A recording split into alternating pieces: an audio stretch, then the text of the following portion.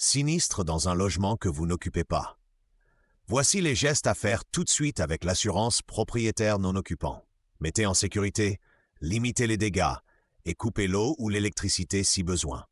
Prévenez l'assureur sans attendre, car les délais sont courts. En règle générale, la déclaration se fait sous 5 jours ouvrés, sous 2 jours en cas de vol ou vandalisme. Pour une catastrophe naturelle, le délai est de 10 jours après l'arrêté publié au journal officiel.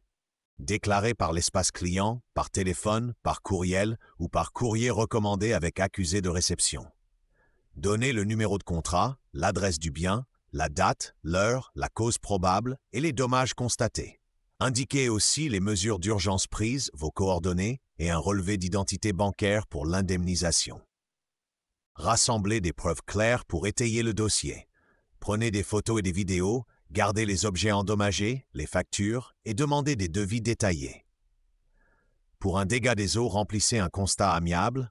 Pour un vol, déposez une plainte et joignez le procès-verbal. Informez aussi le locataire, le syndic de copropriété et les voisins concernés s'il y a propagation. En copropriété, le syndic peut déclarer au contrat multirisque immeuble et la convention IRSI organise la gestion des dégâts des eaux entre assureurs. Si le logement est vacant ou si le sinistre touche vos parties privatives, l'assurance propriétaire non occupant pilote votre dossier. Attendez les consignes de l'assureur avant des réparations définitives, car un expert peut être mandaté. Faites seulement des mesures conservatoires urgentes, conservez les pièces abîmées et obtenez au moins 2 devis pour les travaux. L'indemnisation dépend des garanties et des plafonds du contrat, de la vétusté ou de la valeur à neuf et d'une franchise éventuelle. Suivez votre dossier de prêt pour accélérer le règlement. Répondez vite aux demandes de l'assureur, validez le rapport d'expertise et envoyez les factures finales après travaux.